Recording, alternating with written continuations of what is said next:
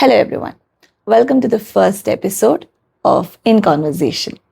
So, in the first episode, our first guest is a very ordinary boy with a very extraordinary story. His story is something that is filled with perseverance, passion, and discipline.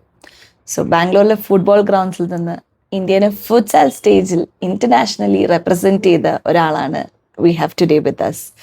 His journey is something where he has pushed himself to extraordinary excellence and success. Tijo started his career with the Sports Authority of India. He has played for several renowned clubs including Bangalore United FC, FC Bengaluru United, South United FC, Kodagi FC and Kickstart FC.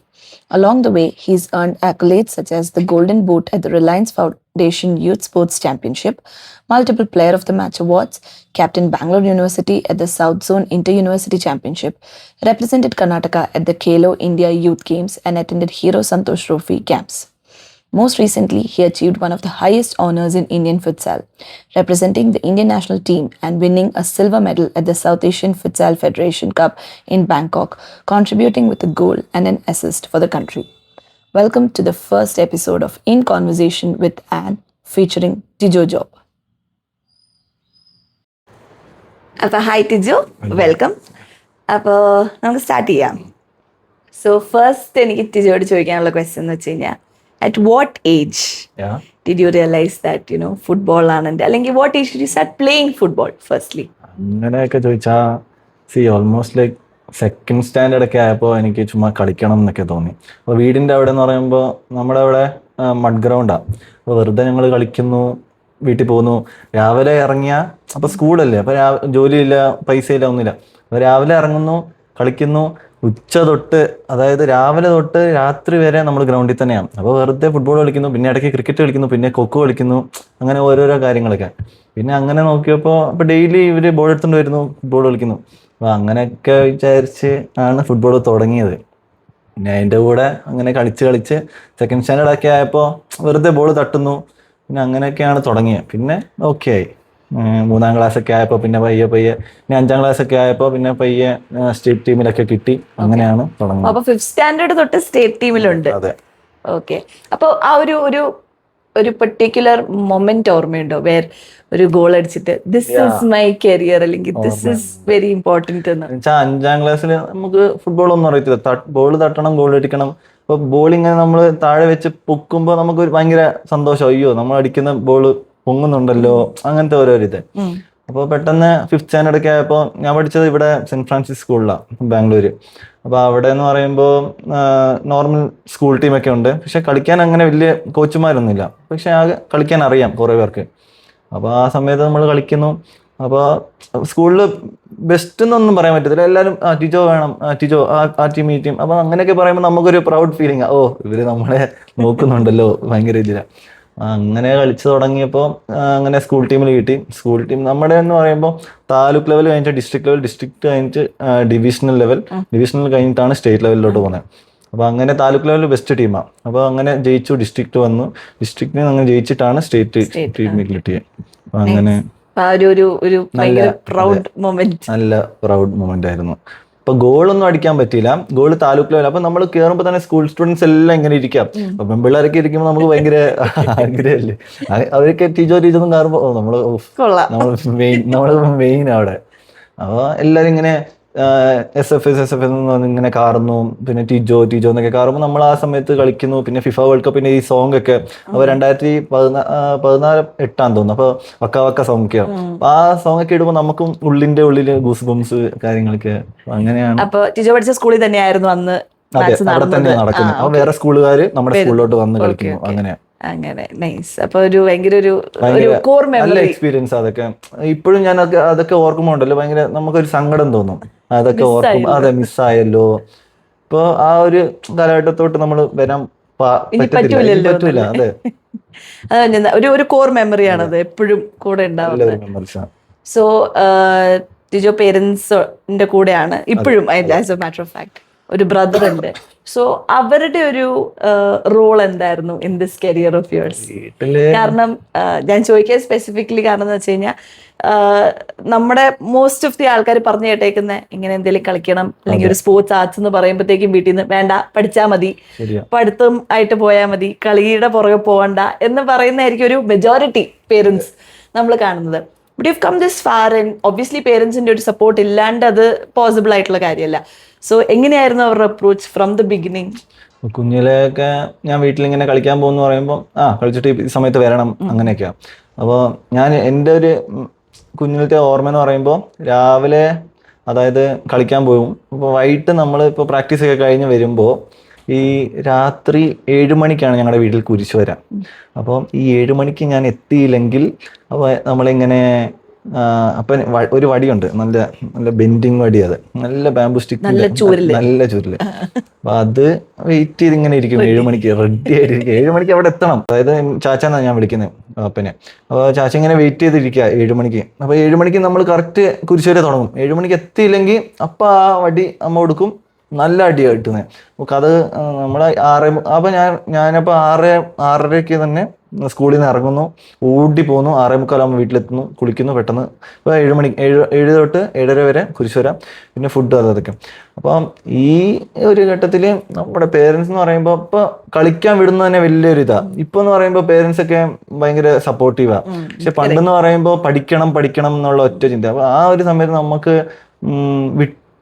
നമ്മുടെ parents ഇത്രയും struggle ചെയ്തിട്ട് നമ്മളെ പറഞ്ഞു വിടുമ്പോൾ ഇപ്പോഴാണ് അതൊക്കെ ഒരു ഓർമ്മ വരുന്നത്. അതായത് നമ്മളെ വിട്ടതും കാര്യങ്ങളൊക്കെ. പിന്നെ അതിൻ്റെ കൂടെ ഇപ്പോൾ സ്കൂൾ ടീമിലൊക്കെ കിട്ടുമ്പോൾ ജേഴ്സിക്ക് 400-450 രൂപയൊക്കെയാണ്. അപ്പോൾ ആ സമയത്ത് പൈസ പേരൻസിൻ്റെ അടുത്ത് ചോദിക്കുമ്പോൾ ഓടിക്കത്തുള്ളൂ എല്ലാവരുടെയും പേരൻസ് അത്ര. എൻ്റെന്ന് പറയുമ്പോൾ ഞാൻ അപ്പനോട് ചോദിക്കുമ്പോൾ 2 ദിവസം അങ്ങനെ കരയും പിടിക്കും. എന്നിട്ട് അവസാനമൊക്കെ ആകുമ്പോൾ അമ്മ പോയി പയ്യെ അപ്പനോട് സോപ്പിടും, പിന്നെ പയ്യെ ജേഴ്സി ഒക്കെ കിട്ടും. എൻ്റെ എന്ന് പറയുമ്പോൾ 3 സ്പോർട്സാണ്. ഞാൻ ബാസ്കറ്റ്ബോളും കളിക്കും, ഫുട്ബോളും കളിക്കും, എല്ലാ സ്പോർട്സും. അതെ, വോളിബോളും.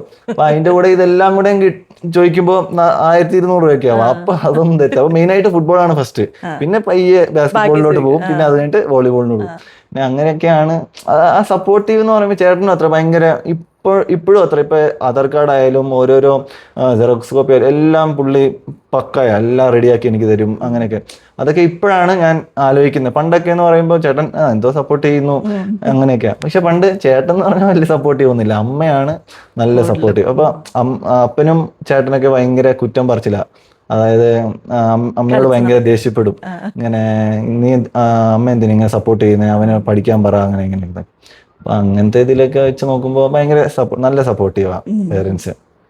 അമ്മയാണ് എനിക്കൊന്ന് ഈ ഒരു ഇപ്പൊ ഇരിക്കുന്ന ടിജോയിലെ അമ്മയാണ് ഭയങ്കര എന്നെ ഇപ്പോഴും ഞാൻ അമ്മേനെ ഭയങ്കര ബഹുമാനിക്കുന്നുണ്ട്. അതായത് നല്ല സ്നേഹം അമ്മ. ഞാനും അമ്മയും ഭയങ്കര കൂട്ടാ. അതെ, ആ ഒരു ഇതില് അടിപൊളി. അതേപോലെ തന്നെ ഇപ്പൊ പേരൻസിന്റെ കാര്യം പറഞ്ഞ പോലെ തന്നെ ടിജോയ്ക്ക് ഞാൻ കണ്ടെടുത്തോളം ഒരു very good and very thick group of friends ഉണ്ട്. നല്ലൊരു ഗ്രൂപ്പ് ഓഫ് ഫ്രണ്ട്സ്. എനിക്ക് തോന്നുന്നു കുറെ നാളായിട്ട് ഐ എം സീയിങ് ഈ ഒരു സെയിം ഗ്രൂപ്പ് ഓഫ് ഫ്രണ്ട്സ് ആണ്. ത്രൂ ഫുട്ബോൾ മീറ്റ് ചെയ്തതായിരിക്കാം, അല്ലാണ്ടുള്ളതും ആയിരിക്കാം. അല്ലാണ്ട് വേറെ ആയിട്ടൊന്നും നമ്മള് പള്ളി കാണുന്നു, സ്കൂളിൽ കാണുന്നു. പക്ഷെ ഈ ഒരു ഗ്രൂപ്പ് മൊത്തം ഈ ഫുട്ബോൾ റിലേറ്റഡ് ആയിട്ട് വന്നവരാ. അപ്പം അവരായിട്ടുള്ള റിലേഷൻഷിപ്പ് എങ്ങനെയാണ്? Like what is the dynamics? അവരായിട്ട് മെയിൻ ആയിട്ട് ഇപ്പൊ നമ്മൾ ഫുട്ബോൾ കളിക്കാൻ പോകുമ്പോഴായാലും ഇപ്പൊ അവരെ കാണുന്നു, അപ്പൊ ആ സമയത്ത് മിണ്ടുന്നു, പറയുന്നു. പക്ഷെ ഗ്രൗണ്ടിൽ ഇപ്പൊ എത്ര അടിയായാലും നമ്മൾ പുറത്ത് ഭയങ്കര കൂട്ടാ. അപ്പൊ അങ്ങനെ നമ്മൾ സ്കൂളിൽ വെച്ചായാലും കണ്ടുമുട്ടി, അങ്ങനെ ആ ഒരു സ്കൂളിന്റെ ആ ഒരു ഫ്രണ്ട്ഷിപ്പ് തന്നെ ഇപ്പോഴും എൻ്റെ. ഇപ്പൊ വിളിച്ചില്ലെങ്കിലും, ഇപ്പൊ 1 മാസം വിളിച്ചില്ലെങ്കിലും നമ്മൾ കാണുമ്പോൾ പണ്ടത്തെ ആ ഒരു വൈബാണ് വരുന്നത്. ഇപ്പൊ എന്റെ കൂട്ടുകാരെന്ന് പറയുമ്പോൾ നല്ല സപ്പോർട്ടീവ്. അപ്പൊ കൂടെ കളിക്കുന്നതായാലും ഇപ്പൊ ഞാനിപ്പോ ഇന്ത്യ കളിക്കുമ്പോഴായാലും എന്നെ വിളിച്ച് ചോദിക്കുന്നു എങ്ങനെയുണ്ട്, സുഖമാണോ. പിന്നെ പണ്ടത്തെ ആ ഒരു വൈബ്. ഇപ്പൊ ഞാനായാലും ഭയങ്കര ആറ്റിറ്റ്യൂഡൊക്കെ കാണിച്ച് നിൽക്കുമ്പോൾ അത് ശരിയല്ല. അപ്പൊ ഞാനും ആ ഒരു അപ്പൊ അവരും ചിന്തിക്കും, ഇവൻ തന്നെയാണോ, ഇവൻ നാഷണൽ പ്ലെയർ ആണോ, പക്ഷെ ഇന്റർനാഷണൽ ആണോ ഇവൻ, അങ്ങനെയൊക്കെയാണ് ഇപ്പോഴും. Because I know you personally, maybe ചിലപ്പോൾ കാണുന്ന എല്ലാവർക്കും അത് അറിയത്തുണ്ടാവില്ലായിരിക്കും. Because I know you personally. ഈ പറഞ്ഞ പോലെ ഐ സീൻ എല്ലാവരും ഇത് തന്നെ പറയുന്നത്. എനിക്കൊന്ന് അവര് നിന്നോട് പറഞ്ഞു കുറച്ചുകൂടെ നീതായിട്ട് ഇങ്ങനെ ഒരു പ്ലെയർ ആണ് നീ, ഇന്ത്യൻ ടീമിന് വേണ്ടി കളിച്ച ഒരാളാണ് നീ, കുറച്ചുകൂടെ ഒന്ന് ഇതായിട്ട് നിൽക്കണം എന്നെനിക്കൊന്ന് അവര് നിന്നോട് പറഞ്ഞിട്ടുണ്ട്. ഞാൻ ഇപ്പോഴും പിന്നെ ഞാനിങ്ങനെ വീട്ടിൽ പോയി ഇങ്ങനെ ആലോചിക്കും രാത്രിയൊക്കെ, ശരിയാണല്ലോ, ഇടയ്ക്കൊക്കെ ഒന്ന് ഒതുക്കുന്നത് നല്ലത്, ഇല്ലെങ്കിൽ ഞാനിങ്ങനെ സോ ഇവർ രണ്ടുപേരും ഈ പറഞ്ഞ പേരൻസ് ഫ്രണ്ട്സ് ഇവർ രണ്ടുപേരുടെയും കാര്യം പറയുമ്പോൾ ഇപ്പം ഒബ്വിയസ്ലി കരിയർ സ്റ്റാർട്ട് ചെയ്ത എല്ലാ അപ്സ് അല്ല, you had a lot of set backs also ഉണ്ടായിട്ടുണ്ട്. ഈ സെറ്റ് ബാക്സ് ഒക്കെ ഇവരെല്ലാരും കണ്ടിട്ടുണ്ട്, പേരൻസും ഫ്രണ്ട്സും കൂടെ നിന്ന് അവർ കണ്ടിട്ടുണ്ട്. ആൻഡ് ഫൈനലി ഫുട്സാൽ സെലക്ഷൻ വരുവാണ് and you are going to play. അന്നേരം ഇവരുടെ എല്ലാവരുടെയും ഒരു എന്താ പറയുക റെസ്പോൺസ്, അല്ലെങ്കിൽ അവരുടെ ഒരു എന്താ പറയുക, ഹൗ വാസ് ഇറ്റ് അത് അറിഞ്ഞപ്പോൾ, അവർ ആ ന്യൂസ് അറിഞ്ഞപ്പോൾ? ഞാൻ പറയട്ടെ, ഞാൻ കുറേ സ്ട്രഗിൾ ചെയ്തതാ. അതായത് എൻ്റെ ലൈഫിൽ എൻ്റെ 2-3 സർജറി, പിന്നെ ഈ കൈ ഒടിഞ്ഞതായാലും കമ്പി ഇട്ടതും, അതൊക്കെ കുഞ്ഞിലെ ഇപ്പം കൈ ഒടിഞ്ഞപ്പോൾ കുഞ്ഞിലെ എൻ്റെ 9ാം ക്ലാസ്സിൽ ആദ്യത്തെ ഫ്രാക്ചർ ആണ്. ആ ഫ്രാക്ചർ 3 ഭാഗമായിട്ടാണ് ഒടിഞ്ഞേക്കുന്നത്. അപ്പോൾ ആ സമയത്ത് കമ്പിയൊക്കെ ഇടുമ്പോൾ വീട്ടിൽ ഭയങ്കര അമ്മ കരയുന്നു, അപ്പം കരയുന്നു. ആ സമയത്ത് നമുക്കും ഭയങ്കര വിഷമം. പിന്നെ ഇത് വെച്ച് തന്നെ ചുമ്മാ ഫുട്ബോൾ കളിക്കുന്നു. പിന്നെയും വിചാരിക്കും ഇതൊക്കെ റിക്കവർ ആയി കഴിഞ്ഞിട്ട് പിന്നെയും കളിക്കാമല്ലോ. പിന്നെയും കളിക്കുമ്പോഴാണ് ഈ ഒരു ACL റൈറ്റ് ലെഗ് ACL ഇതൊക്കെ ആയി, പിന്നെ മസിൽ ടയർ ആയി, അതൊക്കെ സർജറി ഒക്കെ ആയി. അപ്പോൾ ആ സമയത്തും ഞാൻ വിചാരിച്ചു ഫുട്ബോൾ നിർത്താം, നമുക്ക് ഏതെങ്കിലും ജോലിക്ക് പോവാം, ഇതൊന്നും ശരിയാകത്തില്ല. പക്ഷെ ആ സമയത്തായാലും ഇപ്പോൾ ഓരോരോ ആൾക്കാർ ഇപ്പം ചിലർ ഭയങ്കര നമ്മളെ ഡൗൺ ആക്കും. ആ സമയത്ത് ഭയങ്കര ഡൗൺ ആക്കും. നമ്മൾ തന്നെ വിചാരിക്കും ശരിയാ, വീട്ടുകാർക്ക് വേണ്ടിയിട്ടാണ് ജീവിക്കുന്നത്, അപ്പോൾ പിന്നെ ജോലിക്ക് പോവാം അങ്ങനത്തെ. അപ്പോൾ ആ സമയത്ത് പെട്ടെന്ന് ഞാൻ രാത്രി ഇപ്പോഴും ഞാൻ ഓർക്കുന്നുണ്ട്, ഓരോരോ രാത്രിയും ഞാൻ ഡെയിലി കരയും. എൻ്റെ ഈ കാല് ACL സർജറി, അതായത് കാല് മൂവ്മെൻറ്റ് പോലും ആക്കാൻ പറ്റുന്നില്ല. ഓപ്പറേഷൻ കഴിയുമ്പോൾ അടുത്ത ദിവസം തൊട്ട് നമുക്ക് ഈ റീഹാബിൻ്റെ ഈ സംഭവം തുടങ്ങണം. കാല് ബെൻഡ് ചെയ്യാനായാലും ഓരോരോ സർജറി വരെ ഭയങ്കര നല്ല അടിപൊളിയായിരിക്കും, നമുക്ക് പെയിനൊന്നും ഇല്ല. പക്ഷെ ആ സർജറി കഴിഞ്ഞിട്ടുള്ള ഭാഗം നമുക്ക് ഇപ്പോഴും അറിയാം, നല്ല വേദനയാണ്. ആ സമയത്ത് പിന്നെയും ഇത്രയും വന്ന് ഫുട്ബോൾ കളിക്കുന്നതെന്ന് പറയുമ്പോൾ എനിക്ക് തന്നെ എന്നെ തന്നെ ഭയങ്കര പ്രൗഡ് ഫീലിംഗ് ആണ് ഞാൻ. അതായത് ഞാൻ ഇത്രയും ഈ ഒരു ലെവലിൽ എത്തിയല്ലോ, അതായത് ഈ ഇഞ്ചുറി ഒക്കെ ഇത്രയും സെറ്റ് ബാക്സ് ഒക്കെ കഴിഞ്ഞിട്ട് ഞാൻ ഇവിടെ വരെ എത്തിയല്ലോ എന്നൊക്കെ. അപ്പോൾ അതൊക്കെ വെച്ച് നോക്കുമ്പോൾ എൻ്റെ ലൈഫിൽ ഞാൻ തന്നെ എന്നെ തന്നെ ഒരു റോൾ മോഡലായിട്ടാണ് ഞാൻ വെച്ചേക്കുന്നത്. പിന്നെ എൻ്റെ ഇതൊക്കെയാണ്, ഇങ്ങനെയൊക്കെയാണ് പോകുന്നത്. അവരുടെ റിയാക്ഷൻ എങ്ങനെയായിരുന്നു? പേരൻസിന്റെ അവരെന്ന് പറയുമ്പോൾ അതെ, ഫുട്സലിന്റെ മെയിൻ ആയിട്ട് എനിക്ക് ക്യാമ്പ് കിട്ടി. അപ്പൊ ഇന്ത്യൻ ക്യാമ്പ് എന്നാ അത് മെയിൻ ആയിട്ട് പറയുന്നത്. അപ്പം ആ ഇന്ത്യൻ ക്യാമ്പ് കിട്ടുമ്പോൾ നമ്മള് ഭയങ്കര സന്തോഷം. അപ്പൊ ഞാൻ ചേട്ടനോടാണ് ആദ്യം വിളിച്ച് പറയുന്നത്. അപ്പൊ ചേട്ടൻ പറഞ്ഞു ഉള്ളതാണോ നീ പറയുന്നത്? അതായത് ഇത്രയും വിശ്വസിക്കുന്നില്ല എന്ന് വെച്ചാൽ ഞാൻ ഇത്രയും ഇഞ്ചുറി ഒക്കെ കഴിഞ്ഞിട്ടാണ് പോയത്. അപ്പോൾ ചേട്ടൻ പറഞ്ഞു ശരിയാ. അപ്പോൾ ഞാൻ ആ സമയത്ത് എൻ്റെ ഇൻസ്റ്റാഗ്രാം ഒന്നും ഇല്ല, ഇൻസ്റ്റാഗ്രാം അക്കൗണ്ട്. അപ്പോൾ ചേട്ടൻ പറഞ്ഞു നീ എന്നാൽ ഒരു ഇൻസ്റ്റാഗ്രാം തുടങ്ങിയേക്ക് വെറുതെ. അതായത് ഈ ഞാൻ റീസെൻ്റ് ആയിട്ട് അത് ഒരെണ്ണം ഉണ്ടായിരുന്നു, പക്ഷെ അതൊക്കെ ഞാൻ കളഞ്ഞിട്ടാണ് പിന്നെ ആക്ടിവേറ്റ് ചെയ്തത്. അപ്പോൾ ചേട്ടൻ പറഞ്ഞു എന്നാൽ ഒരെണ്ണം തുടങ്ങിയേക്ക് വെറുതെ. അപ്പോൾ ഞാൻ ചുമ്മാ ഒരു ചേട്ടനെ മാത്രം ഫോളോ ചെയ്യുന്ന പോലത്തെ ഒരു അക്കൗണ്ട് തുടങ്ങി. അപ്പോൾ വെറുതെ ഇന്ത്യൻ ക്യാമ്പൊക്കെ കിട്ടി. അപ്പോൾ ഞാൻ അപ്പനെ വിളിച്ചു പറഞ്ഞു. അപ്പം പറഞ്ഞു ശരി, നീ വേറെ ഏതെങ്കിലും ജോലിക്ക് നോക്കാം ആദ്യം, അങ്ങനെയൊക്കെ അപ്പം പറഞ്ഞു. അപ്പോൾ ആ സമയത്തും എനിക്ക് അങ്ങനെ ശരിയാണല്ലോ, ഇങ്ങനെ ഇതൊക്കെ കിട്ടുമോ, വെറുതെ പോയി 2 മാസം സമയം തന്നേക്കുന്നത്. അപ്പോൾ ഈ 2 മാസത്തിൽ ഓൾമോസ്റ്റ് എല്ലാം ഇന്ത്യ ചേർത്ത് എല്ലാം കൂടെ 80ഓളം പേര് വന്നായിരുന്നു. നോർത്ത് നിന്നും സൗത്ത് നിന്നും ഈസ്റ്റ് വെസ്റ്റ് എല്ലാം. 14 പേർക്ക് ആവാൻ 80 to 40. അപ്പോൾ പയ്യെ വന്നു. പിന്നെ സെലക്ഷനിൽ 2 months. ആ 2 months നമ്മൾ അവസാനം, അതായത് 14 വരെ നമുക്ക് ഫുഡും കാര്യങ്ങളും എല്ലാം ഉണ്ട്. അപ്പോൾ ഈ 2 മാസം നമുക്ക് എല്ലാം നല്ല ബ്യൂട്ടിഫുൾ ഫെസിലിറ്റീസാണ്. ഫുഡിനായാലും ഒരു കുറവില്ല. പക്ഷേ പ്രാക്ടീസ് മാത്രമാണ് രാവിലെയും വൈകിട്ടും നമ്മളെ അങ്ങ് കൊല്ലും. അപ്പോൾ ഈ പ്രാക്ടീസിൻ്റെ ഇടയ്ക്ക് ഞാൻ ഇപ്പോഴും ഓർക്കുന്നുണ്ട്, 1 മാസം കഴിഞ്ഞിട്ട് എനിക്ക് പറ്റാത്തതുകൊണ്ട് ഞാൻ വീട്ടിൽ വന്നിട്ട് പിന്നെ ആ കോച്ച് വിളിച്ചാണ് എന്നെ നീ വരാൻ പറഞ്ഞത്. എനിക്ക് പറ്റിയില്ല അവിടെ. എന്നുവെച്ചാൽ അത്രയും എല്ലാവർക്കും ബുദ്ധിമുട്ടാണ് അവിടെ. അതിൻ്റെ കൂടെ കുറച്ച് പേര് മാരീഡ് ആയവരും ഉണ്ട്, അങ്ങനെയൊക്കെ. പിന്നെ എനിക്കെന്ന് പറയുമ്പോൾ ബാംഗ്ലൂരിൽ തന്നെയായിരുന്നു ക്യാമ്പ്. അതുകൊണ്ട് ഇടയ്ക്ക് ചോദിച്ചു വിടത്തില്ല, പക്ഷെ എന്നാലും റിക്വസ്റ്റ് ചെയ്തിട്ട് ഞാൻ വരുമായിരുന്നു. പക്ഷെ ബാക്കിയുള്ളവരൊക്കെ ഭയങ്കര കിട്ടുമോ ഇല്ലയോ, ഞാൻ വെറുതെ 2 മാസം വേസ്റ്റ് ചെയ്യണം. അപ്പോൾ എത്ര പേര് ഇങ്ങനെ കട്ടായി അവസാനം 25ഓളം പേരുണ്ട്. ഈ 25 ആവുമ്പോഴും നമുക്ക് പേടി തന്നെ, ഇനി പുറത്താക്കുകയല്ലേ. ഓൾമോസ്റ്റ് 11 പേരെ പിന്നെ പുറത്താക്കുക. അപ്പോൾ എന്താവോ എന്തോ ഇങ്ങനെ വെയിറ്റ് ചെയ്ത് നിൽക്കുക. പിന്നെ അവസാനമായപ്പോൾ 18 ആക്കി. ഈ 18 പിന്നെയും 2 ആഴ്ചത്തേക്ക്, പിന്നെയും അവസാനത്തെ 2 ആഴ്ചത്തേക്ക് ക്യാമ്പ് വെച്ചു. അപ്പോൾ ഈ 2 ആഴ്ച പിന്നെയും നമ്മളിങ്ങനെ രാവിലെ പ്രാക്ടീസ് പോകുന്നു, വൈകിട്ട് പ്രാക്ടീസ് പോകുന്നു. പിന്നെയും ഇത് ഭയങ്കര ഞാൻ കുറച്ച് തടിച്ചിരുന്ന പിന്നെയും ആ 2 മാസത്തിൽ പിന്നെയും ഫിറ്റായി, നല്ല അടിപൊളി ഭയങ്കര ഫിറ്റായി. അതായത് നല്ല ബ്യൂട്ടിഫുൾ ഫുഡ്, സ്റ്റേ എല്ലാം ഉണ്ടായിരുന്നല്ലോ. പിന്നെ ഈ സമയത്ത് 16 അപ്പൊ ഞാൻ 16 ഞാൻ ചേട്ടനെ വിളിച്ചു പറഞ്ഞു, ജിറ്റോ 16 അപ്പൊ എന്നാ ചെയ്യണ്ടേ, നീ എന്തായാലും പിടിച്ച് നിൽക്കുന്നു പറഞ്ഞു. അപ്പൊ ഞാൻ അമ്മയോടും പറഞ്ഞു. അമ്മ പറഞ്ഞു ഞാൻ പ്രാർത്ഥിക്കാം. അമ്മ ഭയങ്കര പള്ളിയിലൊക്കെ പോകുന്നതാണ്. അപ്പം അപ്പനോട് ഞാൻ വിളിച്ചു ചോദിച്ചു. അപ്പം പറഞ്ഞു കിട്ടുവോടാ, 2 മാസം വെയിറ്റ് ചെയ്തിരിക്കാം, 1.5 മാസം ആയിപ്പോ, ഇനി 16 പേര്. വീട്ടിലൊക്കെ വിളിച്ചു പറഞ്ഞു, ഫ്രണ്ട്സിനൊക്കെ വിളിച്ചു, നിനക്ക് കിട്ടും. അവര് ഭയങ്കര മോട്ടിവേഷൻ. ഞാനപ്പോ ശരിയാ, അവിടെ 16 പേരേ ഉള്ളൂ. അപ്പൊ 16 ഇനി 2 പേര് ഔട്ടാവും. അപ്പൊ ഈ 16 പേരും ബെസ്റ്റ് പ്ലെയേഴ്സ് എല്ലാവരും. ഞാൻ പറയട്ടെ, ഈ 80 പേരും നല്ല കളിക്കും. അതിൽ ഞാൻ ടോപ്പ് പ്ലെയേഴ്സ്. ഞാൻ വിചാരിക്കുന്ന പോലില്ല ഇത്രയെങ്കിലും ആയല്ലോ. അപ്പൊ അതിന്റെ കൂടെ ഈ തായ്ലാൻഡ്, അതായത് ഒരാള് ഇറാനിയൻ കോച്ചാ, ഒരു കോച്ച്. അപ്പൊ ഒരു കോച്ച് തായ്ലാൻഡ് കോച്ചാ. അപ്പൊ ഇവർക്ക് രണ്ടുപേർക്കും നമ്മള് സാധാ ഇംഗ്ലീഷ് ആണ് മിണ്ടുന്നത്. അവര് പറയുന്നത് നമുക്ക് മനസ്സിലാകത്തില്ല, ഭയങ്കര വേറെ ഒരു ഇംഗ്ലീഷ് ടൈപ്പാണ്. പിന്നെ ഇടയ്ക്ക് എന്തൊക്കെയോ മിണ്ടും. അപ്പൊ നമുക്ക് മനസ്സിലാകത്തില്ല. പിന്നെ ഇങ്ങനെ 16 ഞാൻ പിന്നെ വീട്ടിലൊക്കെ വിളിച്ചു പറഞ്ഞപ്പോഴും വീട്ടിൽ ഭയങ്കര പ്രാർത്ഥിക്കാന്നാ പറയുന്നത്. പിന്നെ ഓരോരോ രാത്രി ഇങ്ങനെ പോകുമ്പോൾ നമ്മൾ ഇങ്ങനെ സ്ട്രെസ്സാ ഭയങ്കര. ഇത് കിട്ടുമോ എങ്ങനെ, ഞാൻ ഉറങ്ങിയിട്ടില്ല 2-3 ദിവസമായിട്ടും. ആ സമയത്ത് രാത്രി ഇങ്ങനെ ആലോചിക്കും, ഇത്രയൊക്കെ ആയിട്ടും ഇവിടെ വരെ എത്തിയിട്ട് അവസാനം കട്ടാവുമ്പോ നമ്മൾ ഭയങ്കര വിഷമം. പിന്നെ ഈ അവസാനമായപ്പോഴാണ് 16 2 കട്ടാക്കിയ 14 അപ്പോൾ ഞാൻ ഒരു റൂമിൽ പോയി. ഒരു റൂമിൽ ലോക്ക് ചെയ്തിട്ട് ഞാൻ ആദ്യം ദൈവത്തെ വിളിച്ച് പ്രാർത്ഥിച്ചിട്ടാണ് ഞാൻ പിന്നെ ഭയങ്കര കരയാൻ തുടങ്ങി. ഒന്നാമത് എന്നുവെച്ചാൽ ഈ ഇന്ത്യൻ ടീം എന്ന് പറയുമ്പോൾ സ്റ്റേറ്റ് ടീം കഴിഞ്ഞിട്ടാണ് ഇന്ത്യൻ ടീം എന്ന് പറയുമ്പോൾ ഈ ഫുട്സൽ 14 പേരുള്ളൂ. ലോകത്ത് എത്ര പേരുണ്ട്? ബില്യൺ ആൾക്കാരുണ്ട്. ഈ ബില്യൺ ആൾക്കാരിൽ 14 പേര് ഫുട്സൽ കളിക്കുന്നു എന്ന് പറയുമ്പോൾ വലിയൊരു ഇതാ. എനിക്ക് ഭയങ്കര ആ ഒരു സമയത്ത് ഭയങ്കര സന്തോഷമായി. പിന്നെ വീട്ടിലൊക്കെ വിളിച്ചു പറഞ്ഞപ്പോൾ ചേട്ടൻ ഓരോരോ പോസ്റ്റർ ഉണ്ടാക്കി. പിന്നെ എൻ്റെ കൂട്ടുകാരന് ഒരു നല്ലൊരു പോസ്റ്റർ ഉണ്ടാക്കി. അപ്പോൾ അത് ഞാൻ വെറുതെ ഒന്ന് ഇൻസ്റ്റാഗ്രാമിൽ ഇട്ടതേ ഉള്ളൂ. അത് കിടക്കുന്നു, ഫോളോവേഴ്സ് കൂടി. പിന്നെ അങ്ങനെ എല്ലാവരും വിളിക്കാൻ തുടങ്ങി. ഞാൻ ഒരു ഫോണും എടുത്തില്ല. ഞാൻ അവിടെ നിന്ന് ഡയറക്റ്റ് വീട്ടിലോട്ട് വന്നു. അടുത്ത ദിവസം നമ്മൾ തായ്ലാൻഡിൽ പോകണമായിരുന്നു.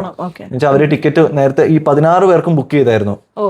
14 പേര് അവര് ലിസ്റ്റ് പറഞ്ഞു. 16 പേർക്കും ബുക്ക് ചെയ്തിട്ടാണ് അവസാനം 2 പേരെ പറഞ്ഞു വിടുന്നത്. അങ്ങനെ അപ്പോൾ അങ്ങനെ വീട്ടിലോട്ട് വന്നപ്പോൾ ഞാൻ ആദ്യം അച്ഛൻ്റെ അടുത്ത് പോയി എന്ന് തലയൊക്കെ പിടിപ്പിച്ചു. പിന്നെ അത് കഴിഞ്ഞിട്ട് വീട്ടിലെ അമ്മയുടെ അടുത്തൊക്കെ പോയി എല്ലാവരും അനുഗ്രഹിച്ചിട്ടാണ് പിന്നെ അടുത്ത ദിവസം തായ്ലാൻഡിലോട്ട് പോയത്. ഭയങ്കര എല്ലാം ക്വിക്കായിരുന്നു. എന്ന് വെച്ചാൽ ഈ ഒരു 2 മാസം പോയതും അറിഞ്ഞില്ല. പക്ഷെ ഓരോരോ രാത്രി പോകുമ്പോഴും ഞാനിങ്ങനെ കരയുന്ന സ്ട്രെസ് ഇതൊക്കെ എനിക്ക് ഓർമ്മയുണ്ട്. വെച്ചാൽ ഓരോരോ ഇഞ്ചുറി ഒക്കെ കഴിഞ്ഞിട്ട് ഇത്രയും ഇവിടെ വരെ എത്തി. അപ്പോൾ ഭയങ്കര സന്തോഷമായിരുന്നു ആ സമയത്ത്. അടുത്ത ഞാൻ ചോദിക്കാൻ വന്നത്, ഇപ്പം നമ്മൾ ഈ നേരത്തെ പറഞ്ഞ കാര്യങ്ങൾ പറഞ്ഞപ്പോൾ തന്നെ യു ആർ മെൻഷനിങ്, അതായത് ഈ ഇഞ്ചുറീസിനെ പറ്റിയും വന്ന സെറ്റ് ബാക്സിനെ പറ്റിയൊക്കെ. ആ ഒരു പീരീഡ് എങ്ങനെയായിരുന്നു? ലൈക്ക് ഈ ഓരോ സെറ്റ് ബാക്സ് വരുമ്പം ദിസ് ഇസ് യോർ, അതായത് ഇതൊരു കരിയർ ആയിട്ട് എന്ന് തന്നെയാണ് മനസ്സിൽ വിചാരിച്ചത്. ദർ ആർ ടൈംസ് വെൻ അങ്ങോട്ടും ഇങ്ങോട്ടും ഒരു ടെൻഷൻ അല്ലെങ്കിൽ വേണോ അങ്ങനെ ഒരു ഇത് വരുമെങ്കിലും ഉള്ളിൻ്റെ ഉള്ളിൽ ഇതാണ് എൻ്റെ കരിയറിൽ, ഇതാണ് എനിക്ക് ഭയങ്കര ഇമ്പോർട്ടൻ്റ് ആയിട്ടുള്ള കാര്യം എന്ന് യു നോ. അപ്പോൾ ഓരോ ഇഞ്ചുറി വരുമ്പം അല്ലെങ്കിൽ ഓരോ സെറ്റ് ബാക്സ് വരുമ്പം അതെങ്ങനെ ഹാൻഡിൽ ചെയ്തത്? How easy or difficult was it? ഇപ്പോൾ പറയുന്ന പോലെ ഇപ്പോൾ ഓരോരോ ഇഞ്ചുറി വന്നപ്പോഴും ഞാനിങ്ങനെ മുന്നോട്ട് ഇനി അടുത്തത് എന്നെ ആവും. ഇപ്പോൾ ഓരോരോ ഇഞ്ചുറി വന്ന് നമ്മൾ റിക്കവറായി വരുമ്പോഴേക്കും ഓരോരോ പ്രായം ഇങ്ങനെ മുന്നോട്ട് പോയിക്കൊണ്ടിരിക്കാം. അപ്പോഴേക്കും പേടിയേ ഉള്ളില്, ലൈഫിൽ ഇനി എന്നെ ആവും, ഇത്രയൊക്കെ ആയി. അപ്പോൾ ഓരോരോ ആൾക്കാർ ഇഞ്ചുറി കഴിഞ്ഞിട്ട് കുറേ പേര് ഞാൻ കണ്ടിട്ടുണ്ട്, ഇഞ്ചുറി കഴിഞ്ഞിട്ട് കളി നിർത്തിയവരുണ്ട്. അപ്പോൾ നമ്മൾ അതൊക്കെ വെച്ച് നോക്കുമ്പോൾ ഭയങ്കര പേടിയാണ്, ഇനി നമ്മുടെ കളി വല്ലതും നിൽക്കുമോ, ഇനി അപ്പോൾ ഞാൻ ഇനി വേറെ എന്തെങ്കിലും ജോലിക്ക് പോകേണ്ടി വരുമോ, എങ്ങനെയാണ്. അപ്പോൾ എൻ്റെ മനസ്സിൽ പണ്ട് തൊട്ടേ ഫുട്ബോളാണ് എൻ്റെ ഒരു പാഷൻ. അപ്പോൾ ഈ ഒരു ഫുട്ബോളിനോടുള്ള ഒരു സ്നേഹം അത് എപ്പോഴും കുറഞ്ഞിട്ടില്ല. അപ്പോൾ പറയേണ്ടത് എന്താണെന്ന് വെച്ചാൽ മെയിനായിട്ട് ഈ ഇഞ്ചുറിയൊക്കെ കഴിഞ്ഞിട്ടുള്ള സ്റ്റെപ്പ് എന്ന് പറയുമ്പോൾ ഭയങ്കര ഹാർഡാണ്. അതായത് നമ്മൾ റിക്കവർ ആവുന്നതും ഓരോരോ സെറ്റ് ബാക്സ് ഒക്കെ കഴിഞ്ഞ് നമ്മളിപ്പോൾ റിക്കവർ ആയി കഴിഞ്ഞിട്ട് ഇനിയിപ്പോൾ അടുത്ത് തന്നെ ചെയ്യും. ഇപ്പോൾ ഞാൻ മെയിനായിട്ട് ബാംഗ്ലൂരിൽ റാപ്പിഡ് സ്പോർട്സ് ഫിറ്റ്നസ് എന്ന് പറഞ്ഞൊരു അവിടെ നവീൻ ഡോക്ടർ എന്ന് പറഞ്ഞൊരു ഡോക്ടറുണ്ട്.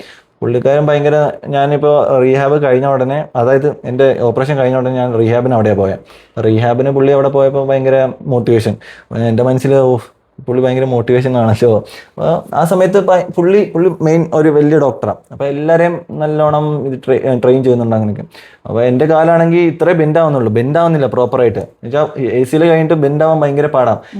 ഞാൻ ഇപ്പോഴും ഓർക്കുന്നുണ്ട് 8 മാസത്തെ റിക്കവറിയിൽ ഈ 5 മാസം എല്ലാവരുടെയും ACL കഴിഞ്ഞിട്ട് ACL മെനിസ്കസ് ഇഞ്ചുറി ഒക്കെ കഴിഞ്ഞിട്ട് 8 മാസമാണ് അവരുടെ റിക്കവറി പീരീഡ്. 8 മാസം കഴിഞ്ഞിട്ടാണ് അവർ ഗ്രൗണ്ടിലോട്ട് ഇറങ്ങുന്നത്. ഞാനിപ്പോഴും ഓർക്കുന്നത് 5 മാസത്തിൽ ഞാൻ ഗ്രൗണ്ടിലോട്ട് ഇറങ്ങി. ആ ഡോക്ടർ പറഞ്ഞു നിൻ്റെയൊക്കെ ഭയങ്കര ഫാസ്റ്റ് റിക്കവറി ആണല്ലോ എന്ന്. അതായത് ഞാൻ ഇപ്പോഴും ഓർക്കുന്നു, അത് കഴിഞ്ഞിട്ട് ഓപ്പറേഷൻ കഴിഞ്ഞിട്ട് അടുത്ത ദിവസം തൊട്ട് ഞാൻ പുള്ളിനെ എപ്പോഴും ഡെയിലി വിളിക്കും. അതായത് ഞാൻ വന്നോട്ടെ, എപ്പോഴാണ് വരണ്ടേ വെച്ചാൽ പോവുക, കാല് പയ്യെ പയ്യെ ബെൻഡ് ചെയ്യുക, പിന്നെയും 1 മണിക്കൂർ സ്പെൻഡ് ചെയ്യുക ജിമ്മിൽ, അത് ഇതൊക്കെ വെച്ചാൽ അത്രയും ഭയങ്കര. ഞാൻ മോർണിംഗ് ആയാലും വീട്ടിൽ വന്നിട്ടായാലും ഒരു സെഷനേ ഉള്ളൂ അവിടെ. അപ്പോൾ മോർണിംഗ് അവിടുത്തെ സെഷൻ കഴിഞ്ഞിട്ട് വീട്ടിൽ വന്നിട്ട് പിന്നെയും ഞാൻ കാലിങ്ങനെ പയ്യെ പയ്യെ ബെൻഡ് ചെയ്ത് നോക്കും. അപ്പോൾ ബെൻഡ് ചെയ്ത് അവസാനം 4-5 മാസമായപ്പോൾ ഡോക്ടർ തന്നെ പറഞ്ഞു നിൻ്റെ ഒരു ഫാസ്റ്റ് റിക്കവറി ഇങ്ങനെ ആയിട്ടൊന്നുമില്ല, അപ്പോൾ നീ ഇനി ഗ്രൗണ്ടിലോട്ട് പൊക്കോ പയ്യെ പയ്യെ. അപ്പോൾ പക്ഷേ എനിക്ക് പേടിയെന്ന് വെച്ചാൽ ഇനി ഫാസ്റ്റായിട്ട് ഇനി റിക്കവർ ആയിട്ട് പിന്നെയും ഇഞ്ചുറി വല്ലതും ആവുമോ, അങ്ങനത്തെ ഓരോരോ ഇത്. അപ്പോൾ അതൊക്കെ കഴിഞ്ഞ് പിന്നെ പയ്യെ പയ്യെ ഗ്രൗണ്ടിലോട്ട് ഇറങ്ങി. പിന്നെയും ഒരു പേടിയെന്ന് വെച്ചാൽ പിന്നെയും എല്ലാം ഇനി റൈറ്റിലേക്കായിരുന്നു, ഇനിയിപ്പോൾ ലെഫ്റ്റിൽ ഇനി പിന്നെ ഇഞ്ചുറി ആവുമോ, പേടിച്ചാ പയ്യെ പയ്യെ കളിച്ചേ. അപ്പോൾ ആ സമയത്ത് പേടിച്ച് കളിക്കുമ്പോഴും നമ്മുടെ മനസ്സിൽ എല്ലാവരും നല്ലോണം കളിക്കുന്നു, നമ്മൾ പേടിച്ച് കളിച്ചിട്ട് എന്നാ കാര്യം. അപ്പോൾ പേടിച്ച് കളിക്കുമ്പോൾ ഇനിയിപ്പോൾ നമ്മുടെ കളി ഡൗൺ ആയിക്കൊണ്ടിരിക്കുക. പിന്നെ ഞാൻ വിചാരിച്ചു ഓക്കെ പേടിച്ച് കളിച്ചിട്ട് ഒരു കാര്യമില്ല, ആവട്ടെ വേറെ ഇഞ്ചുറി, പക്ഷേ പയ്യെ കളിക്കാം. അതിൻ്റെ കൂടെ വേറെ വേറെ കാലിനായാലും വേറെ ബോഡിക്കായാലും ഓരോരോ എക്സസൈസും കാര്യങ്ങളും നല്ല ഫിറ്റ്നസ്, അതെ നല്ലോണം ഞാൻ മെയിൻറ്റെയിൻ ചെയ്തു. പിന്നെ അതിൻ്റെ കൂടെ അങ്ങനെയാണ് മുന്നോട്ട് പോയത്.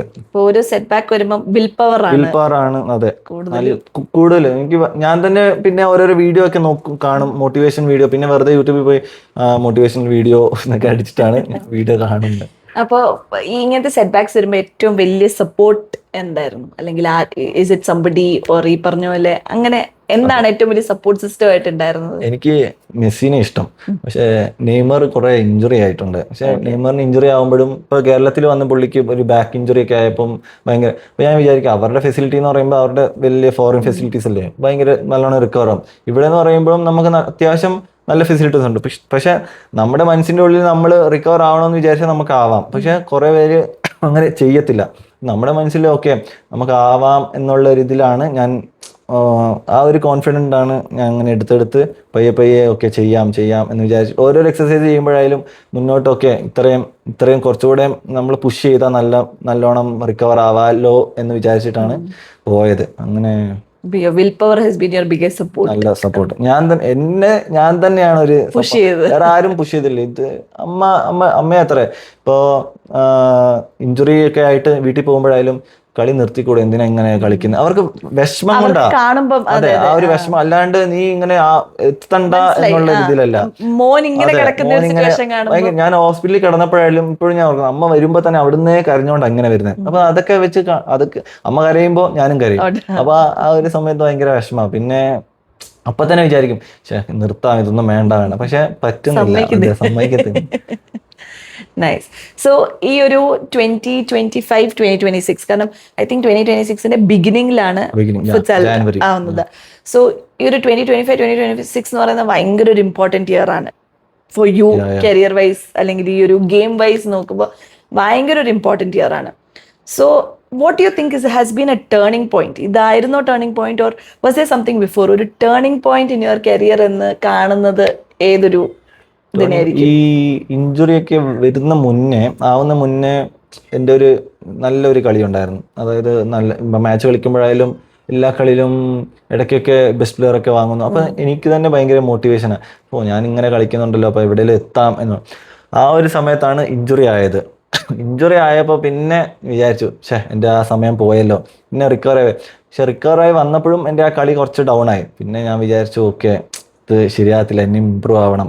പിന്നെ കുറേ ഇങ്ങനെ ട്രെയിൻ ചെയ്ത് കുറേ ഹാർഡ് വർക്ക് ചെയ്തിട്ടാണ് 25 ആ ഒരു സമയം, അതായത് എൻ്റെ ഈ ഇയർ പോകുന്ന അനുസരിച്ചാണ് എൻ്റെ വർഷവും പോകുന്നത്. ഇപ്പൊ 2000 ബോൺ, സോ ഐ എം 26.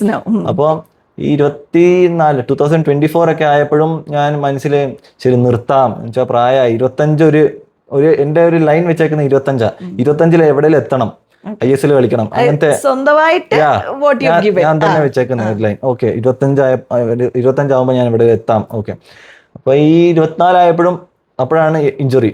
അപ്പൊ ഞാൻ വിചാരിച്ചു ശരി 25 പോയി, 26 വെക്കാം, 26 ലൈൻ വെക്കാം, ഇഞ്ചുറി ആയത് ആ ഒരു വർഷം പോക്കോട്ടെ.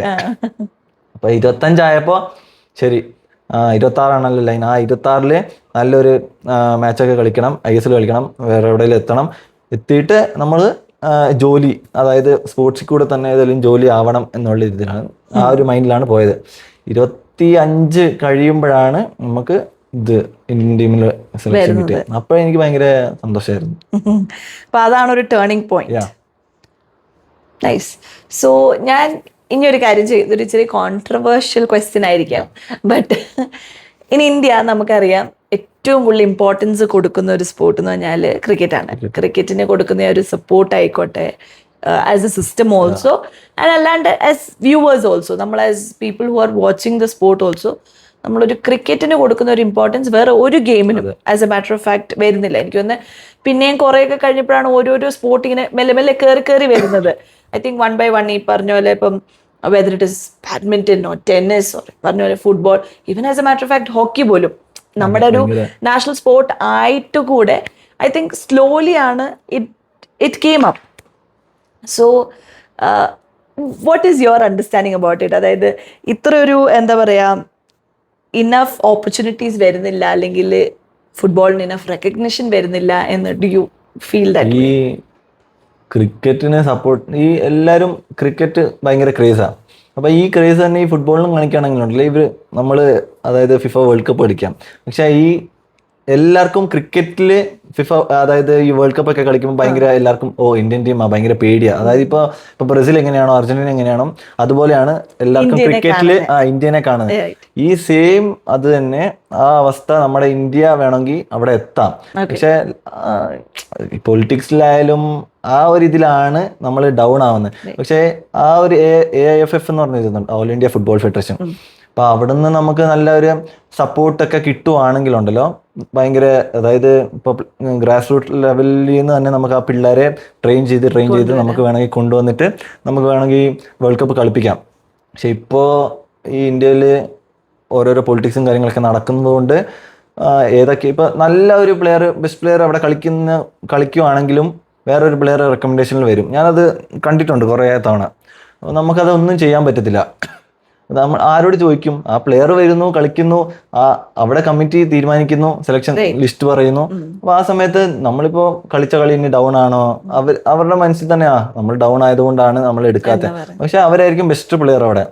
അപ്പൊ ആ ഒരു സമയത്ത് ഇപ്പോ ഇന്ത്യ ഇനിയും ഒരു 20-30 കൊല്ലെങ്കിലും എടുക്കും നല്ലോണം. അതായത് സത്യമായിട്ട് ഞാൻ പറയാം, അവിടെ എത്തണമെങ്കിൽ അത്രയും ഹാർഡ് വർക്ക് ചെയ്യണം.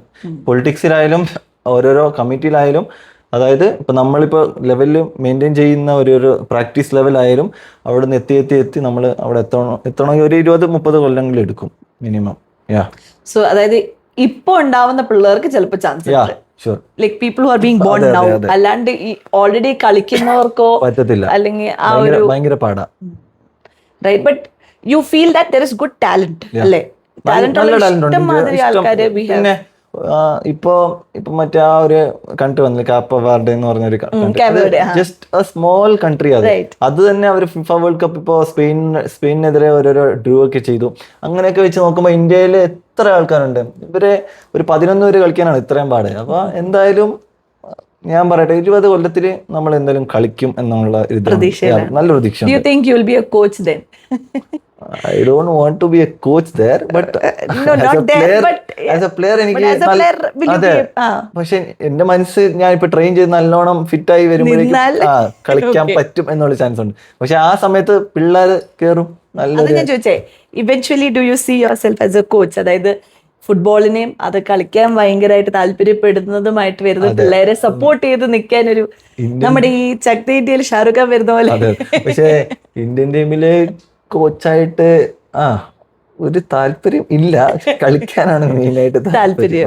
അല്ല, I am saying second step, like you are playing, കളിക്കുന്നു, ഭയങ്കര ആഗ്രഹമുണ്ട്. ആഫ്റ്റർ ദാറ്റ് ഇപ്പൊ ഒരു കോച്ച് ആവണമെങ്കിൽ നമ്മൾ ഓരോ ലൈസൻസ് കാര്യങ്ങളൊക്കെ എടുക്കണം. അതൊക്കെ എടുത്ത് ഒന്ന് സെറ്റപ്പ് ആവുമ്പോഴേക്കും എനിക്ക് എന്തായാലും ആഗ്രഹമുണ്ട്, നല്ല ആഗ്രഹമുണ്ട്. ആ പിള്ളേരെ നല്ലോണം നല്ല ആഗ്രഹമുണ്ട് എനിക്ക്.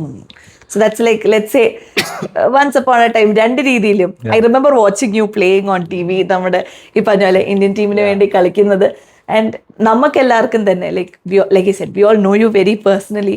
അപ്പം നമുക്ക് തന്നെ ഇറ്റ് വാസ് എ വെരി, എന്താ പറയാ, proud feeling, more than proud. നമുക്കിങ്ങനെ മറ്റേ വാടാ കയറടാ സാധനമായിരുന്നു. നമുക്കത് ഭയങ്കര ഒരു, എന്താ പറയാ, it's something that we cannot എന്താ പറയുക പുട്ട് ഇൻ വേർഡ്സ്, അത്ര ഇതായിരുന്നു. അപ്പം watching you play FIFA would be something I think all of നിനക്ക് മാത്രമല്ല, I think all of us it's a big dream for all of us എന്ന് വേണേൽ പറയാം. ഇപ്പോ മറ്റേ കേരളത്തിലൊരു പ്ലെയർ ഉണ്ട്, ആ പ്ലെയർ ദുബായില് ബോൺ ആൻഡ് ബ്രോട്ട് അപ്പ് അങ്ങനെ എന്തോ ആയിരുന്നു. അപ്പോൾ ദുബായിലല്ല, ഖത്തറില്. അപ്പൊ ഖത്തർ ടീമിന് വേണ്ടിയിട്ട് പുള്ളി കളിച്ചപ്പം കേരളക്കാർ ഭയങ്കര സപ്പോർട്ടീവാ. അപ്പൊ അങ്ങനെ വെച്ച് നോക്കുമ്പോൾ അപ്പൊ ഇന്ത്യ തന്നെ അവിടെ കളിക്കുന്ന ഒരു ഇതിൽ എത്തുമ്പോൾ ഇന്ത്യയിൽ ഭയങ്കര നല്ല സപ്പോർട്ടായിരിക്കും. ഇപ്പൊ എല്ലാവരും അർജന്റീന ബ്രസീലിനുള്ള ജേഴ്സി ഒക്കെ ഇടുന്നത്. അപ്പൊ എല്ലാവരും എന്തായാലും ഇന്ത്യയുടെ ഒരു ജേഴ്സി, അതെ, എന്തായാലും നമ്മളെ ഇന്ത്യക്ക് വേണ്ടിയിട്ട് സപ്പോർട്ട് ചെയ്യത്തുള്ളൂ. ആ സമയത്ത് അർജന്റീന ഇല്ല, ബ്രസീലും ഇല്ല, ഞാൻ പറയാം. ഞാൻ ഇനി അടുത്ത ചോദിക്കാൻ വന്നതായിരുന്നു, ദോ ഇന്ത്യയിൽ ഇങ്ങനെയാണെങ്കിലും കേരളത്തിലെ football craze something else totally അല്ലേ. അപ്പം though you are born and brought up in Bangalore, എനിക്ക് തോന്നുന്ന ബേസ് വരുന്ന കർണാടക എന്നാണെങ്കിൽ പോലും you are a Mallu at heart, ഒരു മലയാളിയാണ്. ഞാൻ അവിടെ ഒരു +2 കഴിഞ്ഞപ്പോ I was in Kerala for almost 1.5 years. ബിക്കോസ് അവിടെ ഒരു സായ് അക്കാഡമി എന്ന് പറഞ്ഞിട്ടുണ്ട്. സായ് എന്ന് പറയുമ്പോൾ സ്പോർട്സ് അതോറിറ്റി ഓഫ് ഇന്ത്യ. അപ്പോൾ അത് ഞാൻ അവിടെ കേരള ടീമിന് വേണ്ടിയിട്ട് തിരുവനന്തപുരം സീനിയർ ഡിസ്ട്രിക്ട് ടീമിന് കളിച്ചതാ. അപ്പൊ അവിടെ കളിക്കുമ്പോഴും എല്ലാവരും ഇങ്ങനെ മലയാളമൊക്കെ മിണ്ടുമ്പോൾ ഭയങ്കര കേരള ടീമിന് വേണ്ടിയിട്ട് നമുക്ക് കളിക്കാം അങ്ങനെ. പക്ഷെ അവിടെ കളിച്ചപ്പോഴും എനിക്ക് മെയിനായിട്ട് ഞാൻ ജനിച്ചു വളർന്ന കർണാടകയിലായതുകൊണ്ട് കർണാടക ടീമിന് വേണ്ടിയിട്ട് കളിക്കണം എന്നുള്ള ഇതായിരുന്നു. പിന്നെയാണ് അത് കഴിഞ്ഞിട്ട് ഞാൻ അത് വിട്ടിട്ട് ബാംഗ്ലൂർ വന്നു. ബാംഗ്ലൂരിൽ പിന്നെ സ്റ്റേറ്റ് ടീമിനൊക്കെ കളിച്ചു. And what you think is your എന്താ പറയുക ഈ ഫുട്ബോളിലോട്ടുള്ള ബിഗസ്റ്റ് ഇൻഫ്ലുവൻസ് ആരായിരുന്നു, അല്ലെങ്കിൽ എന്തായിരുന്നു? ലൈക്ക് ഫ്രം ഇപ്പൊ പറഞ്ഞു തേർഡ് സ്റ്റാൻഡേർഡ് തൊട്ടുള്ള കഥ പറഞ്ഞു, അപ്പൊ എന്തേലും ഒന്നും ഉണ്ടാവുമല്ലോ. ഇല്ല, ആ സമയത്ത് നമ്മള് കളിക്കണം എന്നുള്ള ഒരു ഇത്. അപ്പൊ കളിച്ചു കഴിഞ്ഞ് ഒരു ലെവൽ എത്തുമ്പോൾ നമുക്ക് അപ്പോൾ ഒരു മോട്ടിവേഷനും ഓരോരോ ആൾക്കാരെ ഇങ്ങനെ കാണുമ്പോഴും, അപ്പൊ ആ സമയത്ത് എന്റെ മനസ്സിൽ മെസ്സി എന്ന് പറഞ്ഞാൽ ലെഫ്റ്റ് ഫൂട്ടാ, അപ്പൊ എന്റെ റൈറ്റ് ഫൂട്ടാ. പക്ഷെ ഞാൻ പിന്നെ ലെഫ്റ്റിലോട്ട് മാറ്റണം അങ്ങനത്തെ ഓരോരോ ഇതായിരുന്നു. പക്ഷെ എന്റെ ഇപ്പൊ രണ്ടു കാലും നല്ല ഈക്വൽ ആയിട്ടാ, അതായത് അങ്ങനെ മാറ്റി രണ്ടു കാലം ഈക്വലാ. അപ്പൊ പുള്ളി കളിക്കുന്ന പറഞ്ഞാൽ മൈൻഡ് ഗെയിമാ. അപ്പൊ മൈൻഡ് ഗെയിം പുള്ളി കളിക്കുമ്പോ നമ്മളിങ്ങനെ കളിക്കുന്നു ഗോൾ. പക്ഷെ പുള്ളി എന്ന് പറയുമ്പോൾ എവിടെ എപ്പോ കൊടുക്കണം, ആർക്ക് കൊടുത്താൽ ഇങ്ങനെ ഗോൾ അടിക്കും, അങ്ങനത്തെ ഓരോരോ ഇതാ. മെസ്സിനെ പറ്റി വലിയ പൊക്കി പറയാം, കുറെ റൊണാൾഡോ ഫാൻസ് കാണും, പക്ഷെ എന്നാലും അപ്പൊ ഞാൻ മെസ്സിനെ ഒരു ഇതിലായിട്ട് എടുക്കുന്നത് വെച്ചാൽ എപ്പോഴും അത്ര പുള്ളി കൊടുക്കുന്ന ബോളായാലും പുള്ളി അടിക്കുന്ന ബോൾ അതെല്ലാം ഓരോരോ മൈൻഡ്. ഇന്നിപ്പോ ഈ ഒരു ദിവസം ഇന്ന് അർജന്റീനയുടെ കളിയുണ്ട്, അപ്പൊ എന്തായാലും അത് നമ്മൾ കാണും. അപ്പൊ ആ സമയത്ത് പുള്ളിനെ വാച്ച് ചെയ്താൽ മതി. പുള്ളിക്ക് ഇപ്പോൾ 39 വയസ്സാണ്. പുള്ളി കളിക്കുന്നതായാലും നിന്ന് കളിക്കുന്നതായാലും ഇപ്പൊ ബോൾ കിട്ടുമ്പോൾ അടുത്ത് എന്നാ ചെയ്യണം എന്നുള്ള പുള്ളിക്ക് ബോൾ കിട്ടുന്ന മുന്നേ പുള്ളി ആലോചിക്കുക. അപ്പൊ അങ്ങനത്തെ പ്ലെയർ എന്നൊക്കെ പറയുമ്പോൾ അതൊക്കെ റെയറാ അങ്ങനെയൊക്കെ. അപ്പോൾ പുള്ളിനെയാണ് ഞാൻ ആ കുഞ്ഞിലെ തൊട്ട് കണ്ട്. ഇപ്പൊ വീഡിയോസ് ആയാലും മെസ്സി വീഡിയോസ് ഇപ്പോൾ യൂട്യൂബിൽ പോകുമ്പോഴായാലും Messi's good dribbles good goals അങ്ങനെയൊക്കെ ഞാൻ അടിക്കുന്നത്. മെസ്സിയാ. ഇപ്പോൾ ലിയോ മെസ്സിയുടെ ഇത് വന്നാലായാലും ഇപ്പോൾ ഇൻസ്റ്റാഗ്രാമിലായാലും ഇപ്പോൾ പുള്ളിയുടെ ബർത്ത്ഡേ ഒക്കെ വരുമ്പോൾ സ്റ്റോറി ഇടത്തില്ല, ഞാൻ പേഴ്സണലായിട്ട് ഹാപ്പി ബർത്ത്ഡേ മെസ്സി അങ്ങനെയൊക്കെ. ഇപ്പോൾ പുള്ളിയുടെ വൈഫിനായാലും ഹാപ്പി ബർത്ത്ഡേ മിസ്സിസ് വൈഫ് അങ്ങനെയൊക്കെ ഞാൻ ഇടുന്നത്. അപ്പം എൻ്റെ ഇൻസ്റ്റാഗ്രാമിന്റെ ആ മെസ്സേജൊക്കെ കാണുമ്പോൾ എല്ലാവരും ചിരിക്കും. പുള്ളിയുടെ റിപ്ലൈ ഒന്നും വരത്തില്ല, ലൈക്ക് ഒന്നും വരത്തില്ല. പക്ഷെ എന്നാലും എല്ലാ വർഷവും 24, 25 ഇപ്പൊ പുള്ളിയുടെ മോന്റെ ബർത്ത്ഡേ ആയാലും വിഷിംഗ് യുവർ സൺസ് ബർത്ത്ഡേ അങ്ങനെയൊക്കെ. അത് ഭയങ്കര അങ്ങനത്തെ ഒരു ആ ഒരു ലെവലിലാണ് ഞാൻ പുള്ളിനെ കണ്ടേക്കുന്നത്. ഞാൻ ഇപ്പോഴും ഭയങ്കര റെസ്പെക്ട്ഫുൾ ആ. അതായത് പുള്ളിനെ കാണാൻ വലിയ സ്റ്റൈലൊന്നും ഇല്ലെങ്കിലും പുള്ളിയുടെ ഹൈറ്റ് കുറവാണ്, പുള്ളിയുടെ ഗെയിം ആ ഒരു ഇതിലാ. പക്ഷെ നെയ്മറിന്റെ സ്റ്റൈലായാലും എല്ലാം എനിക്ക് ഇഷ്ടമാണ്. So because you mentioned about Messi, നമുക്ക് last year Messi was here, ഇന്ത്യയിൽ വന്നായിരുന്നു.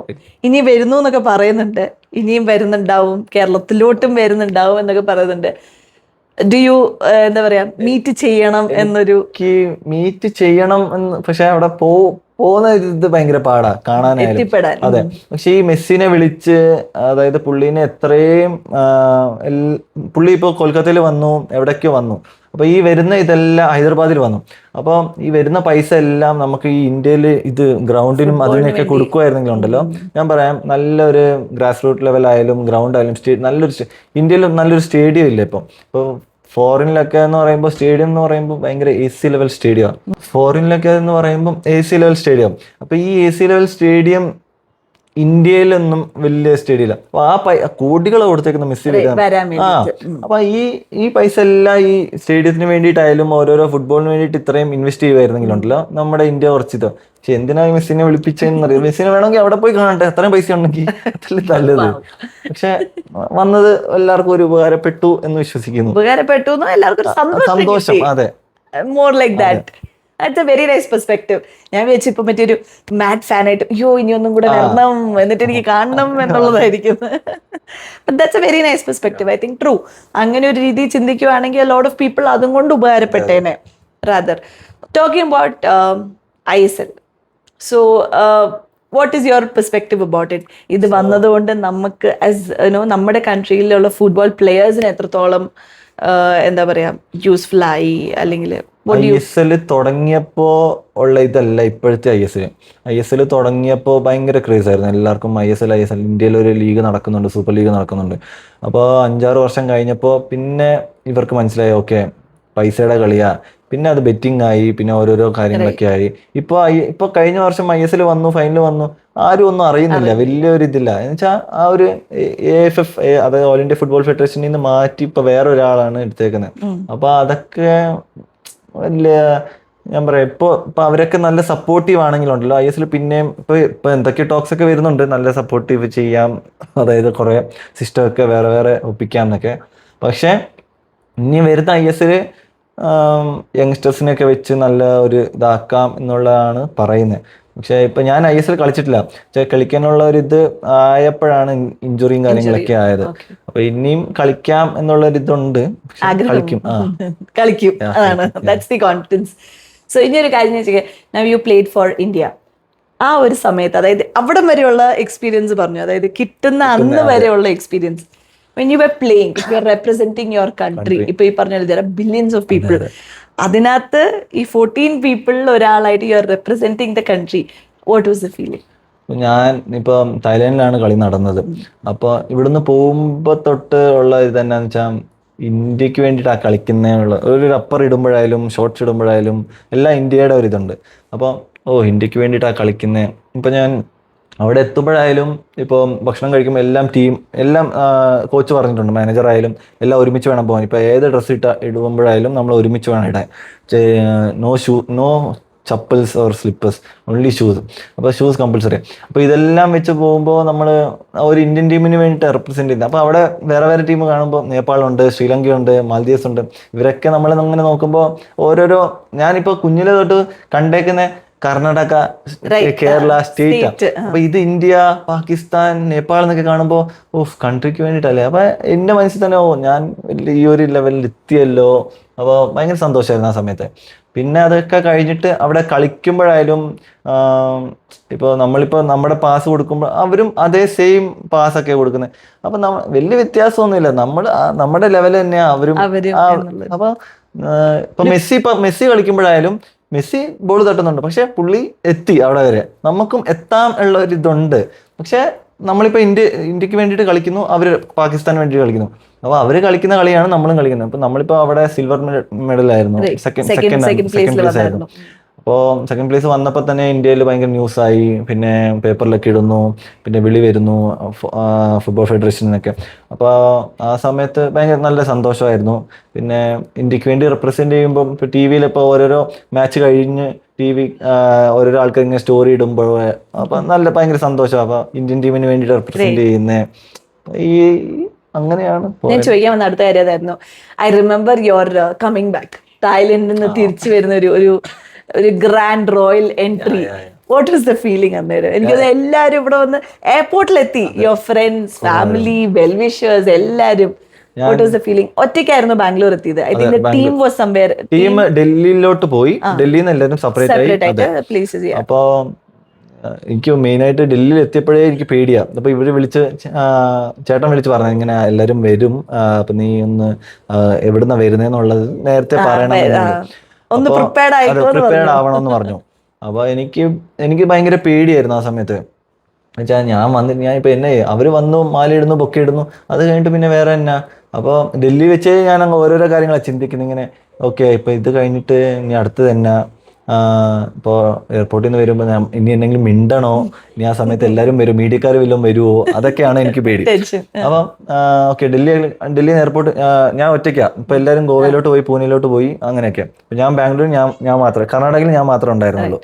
അപ്പോൾ ബാംഗ്ലൂരിൽ നിന്ന് ഇങ്ങോട്ട് വന്നപ്പോൾ അതായത് ഇറങ്ങിയപ്പോൾ തന്നെ എൻ്റെ ബാഗേജൊക്കെ എടുക്കുന്നു. അതൊക്കെ കഴിഞ്ഞ് എനിക്ക് ചേട്ടനെ അപ്പം തന്നെ ഞാൻ പുറത്തുനിന്ന് വിളിച്ചു ചോദിച്ചു, ചിറ്റോ ഇങ്ങനെ അവിടെ എന്നാ അവസ്ഥ, എല്ലാവരും ഉണ്ട്, നീ പയ്യെ ആ സമയത്ത് ഇങ്ങനെ വരണം. അപ്പം ഞാൻ പയ്യെ വന്നപ്പോൾ എല്ലാവരും ക്ലാപ്പ് അടിക്കുന്നു, മാലയൊക്കെ ഇടുന്നു, ബൊക്കെ തരുന്നു. എനിക്ക് ഭയങ്കര എൻ്റെ മനസ്സിൽ ഞാൻ ഇത്രയും ഈ ഒരു ലെവലിലല്ലേ. അപ്പോൾ ഇതെല്ലാം കഴിഞ്ഞ് അമ്മ വന്നു, ഉമ്മ തരുന്നു. അപ്പം ഞാൻ പോയി അമ്മയ്ക്ക് ഉമ്മ കൊടുക്കുന്നു, അപ്പനും ഉമ്മ കൊടുക്കുന്നു. വെച്ചാൽ ആ ഒരു സന്തോഷം ആ സമയത്ത്. പിന്നെ എല്ലാരും വന്നു, പിന്നെ ഫ്രണ്ട്സ് ഒക്കെ ഉണ്ടായിരുന്നു. അപ്പൊ അവരൊക്കെ വന്നു, എല്ലാരും കണ്ടു, അങ്ങനെയൊക്കെ ഭയങ്കര സന്തോഷമായിരുന്നു ആ സമയത്ത്. അതെ. പിന്നെ അതും അല്ലാണ്ട് ബാക്കി എല്ലാരും, അതായത് എയർപോർട്ടിലുള്ള ആൾക്കാർ ഇവിടെ തന്നെ സംഭവിക്കുന്നതെന്ന് വിചാരിച്ചിട്ട് അവര് വന്ന് നോക്കുന്നു. അപ്പൊ എന്നെ പറ്റി ആരാ ഇത്. അപ്പൊ ഓരോരോ ആൾക്കാർ ഇങ്ങനെ ഇങ്ങനെ ചോദിക്കുമ്പോൾ ഇവര് പറയുന്നു ഇങ്ങനെ ഇന്ത്യൻ ടീമിന് വേണ്ടിയിട്ട്. അപ്പൊ അവര് വന്ന് കൺഗ്രാറ്റുലേഷൻസ് ഒക്കെ പറയുമ്പോൾ ഭയങ്കര സന്തോഷം. നല്ലൊരു ഹൈ. പിന്നെ എത്തിയപ്പോ ഒരു 2 ദിവസം ഞാൻ ഭയങ്കര ഇതിലൊക്കെ ആയിരുന്നു. എവിടെയും പോവാണ്ട് ഭയങ്കര പുറത്തിറങ്ങി എല്ലാരും വരുമോ, പുറത്തിറങ്ങിയിട്ട് ഒരു കാര്യമില്ല. Eventually, ഇപ്പൊ നമ്മൾ പറഞ്ഞ പോലെ when football becomes something really great in our country, I think ഞാൻ പറയാം, ഈ സെയിം ഇത് ഞാൻ ക്രിക്കറ്റിൽ വല്ലായിരുന്നെങ്കിലും ഉണ്ടല്ലോ, മൊത്തം മീഡിയ, അതായത് എല്ലാരും വന്നേനെ, കർണാടക മുഴുവനും വന്നേനെ, ചിലപ്പോ ചീഫ് മിനിസ്റ്റർ വന്നേനെ, അങ്ങനത്തെ ഒരു ഇതുണ്ട്. പക്ഷെ ഫുട്സൽ ആയതുകൊണ്ട് ആരും വന്നില്ല, ആരും അത്രയും മീഡിയക്കാർ. ഞാനത് എവിടെയെങ്കിലും പറയണമെന്നുണ്ടായിരുന്നു, മീഡിയക്കാരും വന്നില്ല. കിട്ടിയത് ഈ opportunity. Nice. So this is a final question, and because right now we are here, World Cup ആണ് നടക്കുന്നത്. Before that, World Cupലോട്ട് പോകുന്നതിന് മുന്നേ ISL ഏതാ ടീം? ബാംഗ്ലൂർ FC ആണോ അതോ മഞ്ഞപ്പടയാണോ? ബാംഗ്ലൂർ FC, കേരള ബ്ലാസ്റ്റേഴ്സ് ആയിരുന്നു. കേരള ബ്ലാസ്റ്റേഴ്സ് അതൊക്കെ കഴിഞ്ഞ് പിന്നെ ബാംഗ്ലൂർ FCയിലോട്ട്. സപ്പോർട്ടീവ് ഒന്നും അങ്ങനെ പറയാൻ പറ്റത്തൊന്നുമില്ല. യാ ഫൈൻ, എല്ലാ ടീമും ഇങ്ങനെ സപ്പോർട്ട് ചെയ്യും. പക്ഷെ എനിക്ക് ബാംഗ്ലൂർ FC. വേൾഡ് കപ്പില് എനിക്കൊന്ന് അർജന്റീന, ഇപ്പൊ എത്രയും മെസ്സിയെ പറ്റി പറഞ്ഞ സ്ഥിതിക്ക് അർജന്റീന എന്നല്ല, മെസ്സി കളിക്കുന്നത് കൊണ്ടാണ് ഞാൻ മെയിൻ ആയിട്ട് അർജന്റീന. അതല്ലെങ്കിൽ ഞാൻ ഫ്രാൻസ് ആയിരുന്നു. അതെ, പക്ഷെ ഫ്രാൻസ് ഇന്നലെ തോറ്റു. പക്ഷെ നല്ല കളിയായിരുന്നു അതിനു മുന്നേ. പക്ഷെ സ്പെയിൻ അടിപൊളിയായിട്ട് കളിച്ചു. പക്ഷെ അർജന്റീന മെയിൻ ആയിട്ട് ഞാൻ മെസ്സി ഉള്ളത് കൊണ്ടാണ് സപ്പോർട്ട് ചെയ്യുന്നത്. അർജന്റീന. കഴിഞ്ഞ പ്രാവശ്യം ഞാൻ ഇപ്പോഴും ഓർക്കുന്നു, കഴിഞ്ഞ പ്രാവശ്യത്തെ വേൾഡ് കപ്പ് അർജന്റീന അടിച്ചപ്പോൾ എംബപ്പെ, അതായത് ഫ്രാൻസിന്റെ ഫേവറേറ്റ് ടീം, മെസ്സി കളിക്കുന്നു. എനിക്ക് മെസ്സിക്ക് ബോൾ കിട്ടുമ്പോൾ മെസ്സി എങ്ങനെയും ജയിച്ചിട്ടില്ലല്ലോ, ജയിക്കണം എന്നുള്ള രീതിയാണ് മെസ്സിനെ സപ്പോർട്ട് ചെയ്തത്. അതിന്റെ കൂടെ 2 ഗോൾ ഇവര് ലീഡില്ല, അതായത് Argentina. France down with 2 goals. എംബപ്പയ്ക്ക് ബോൾ കിട്ടുമ്പോഴൊക്കെ പേടിയാന്ന് വെച്ചാൽ എംബപ്പയാണ് 2 ഗോൾ അടിച്ചേക്കുന്നത്. ഇപ്പൊ 2 ഈച്ചാ. എംബപ്പയ്ക്ക് ഓരോരോ മിനിറ്റിലും ബോൾ കിട്ടുമ്പോൾ ഭയങ്കര പേടി. പിന്നെ അവസാനം ജയിച്ചപ്പോഴാണ് ഭയങ്കര സന്തോഷം. സപ്പോർട്ടീവ് അർജന്റീനയാണ്. ഉറങ്ങിയോ കഴിഞ്ഞ പ്രാവശ്യം ജയിച്ചപ്പോ? ഉറങ്ങിയോന്ന് ചോദിച്ചാൽ സമാധാനത്തോടെ ഉറങ്ങി. അടിപൊളി. സോ റൈറ്റ് നൗ നമ്മളിത് ഷൂട്ട് ചെയ്യുമ്പോൾ, I do not know, this a very, എന്താ പറയാ, I am letting you predict or I am asking you. Shoot ചെയ്യുമ്പം I think we still have 1 more team. ആരാണ് ഫൈനൽസിലോട്ട് പോകുന്നത് ഇന്നാണ് ഡിസൈഡ് ആവുന്നത്. റൈറ്റ്, ഒരു ടീം പോയി, Spain is already there. And ഇന്നാണ് whether it is England or Argentina എന്ന് ഒരു, എന്താ പറയാ, ഇന്ന് നമുക്ക് അറിയാൻ പറ്റും. So who do you think will be in the finals against Spain? Messi ഉള്ളത് കൊണ്ട് അർജന്റീനയാണ്. പക്ഷേ എനിക്ക് ഇംഗ്ലണ്ട് നല്ല പേടിയുണ്ട്. നല്ല ടീമാണ് അവർ ഇത്തവണ. അതായത് തുടക്കം തൊട്ടുള്ള ഈ മത്സരം വരെ അവർ നല്ലോണം ടീമായിട്ടാണ് കളിച്ചേക്കുന്നത്. പക്ഷേ മനസ്സിൽ അർജന്റീനയാണ് വരണം എന്നുള്ളത്. ആര് ജയിക്കുന്ന? സ്പെയിൻ ജയിക്കണം എന്നുള്ളൊരിതുണ്ട്. പക്ഷെ മെസ്സി ഉള്ളത് കൊണ്ട് വീണ്ടും മെസ്സിക്ക് ഞാൻ പറയട്ടെ, മെസ്സിക്ക് നല്ലൊരു ഓപ്പർച്യൂണിറ്റി സ്പെയിനിലും കളിക്കാൻ പറ്റുമായിരുന്നു. പുള്ളി സ്പെയിൻ ആയതുകൊണ്ട്. പക്ഷെ പുള്ളി ചൂസ് ചെയ്തത് അർജന്റീനയാണ്. പക്ഷെ ഇപ്പൊ സ്പെയിനും അർജന്റീനയും കൂടെ വന്നാലും അർജന്റീന ജയിക്കണം. പക്ഷെ എന്ന് വെച്ചാൽ മെസ്സി ജയിക്കുമ്പോ സെഞ്ചുറിയുടെ വലിയൊരു എന്തോ വലിയ സംഭവം ഉണ്ട്. അതായത് ബെസ്റ്റ് ബാലൻഡോർ എന്ന് പറഞ്ഞ എന്തോ സംഭവം ഉണ്ട്. അപ്പോൾ അത് പുള്ളിക്ക് കിട്ടും. പിന്നെ സെഞ്ചുറിയിലെ best player greatest of all time അങ്ങനെയൊക്കെ പുള്ളിനെ ഇതാക്കും. So finally greatest of all time ആരാന്നുള്ള ഒരു സെഞ്ചുറി ഓക്കെ ആ ഒരു ഇതുണ്ട്. അപ്പൊ മെസ്സിയാണ് പ്രാർത്ഥിക്കുന്നു. പ്രാർത്ഥനയെന്നില്ല, ഒരാഗ്രഹം. എനിക്ക് കളി ഇപ്പൊ ഓരോ ആൾക്കാർ റീൽസിൽ കളി കണ്ടിട്ട് ഓരോരോ കുറ്റം കുറവും പറയും. പക്ഷെ കളി കാണുമ്പോ ഇപ്പൊ നമ്മൾ കളിക്കുന്നതുകൊണ്ട് ഓരോരോ ഫൗളൊക്കെ മനസ്സിലാവും. അപ്പൊ എത്രയോ പേര് ഇപ്പോ അർജന്റീനനെ ഫിഫ ബോയ്, അതായത് മെസ്സിനെ ഫിഫ ബോയ് എന്നൊക്കെ പറയുന്നു. അർജന്റീനനെ ഞാൻ പറയട്ടെ, ഫിഫ ഇവരെ സപ്പോർട്ട് ചെയ്തിട്ട് എന്നാ കിട്ടാനാ? ഒന്നുമില്ല. മെയിനായിട്ട് ഇവരുടെ കളി കളിക്കുന്ന റെഫറിമാർ അത്രയും റെഫറിമാർക്ക് എത്ര പ്രഷർ ഉണ്ടെന്ന് അവർക്ക് മാത്രമേ അറിയത്തുള്ളൂ.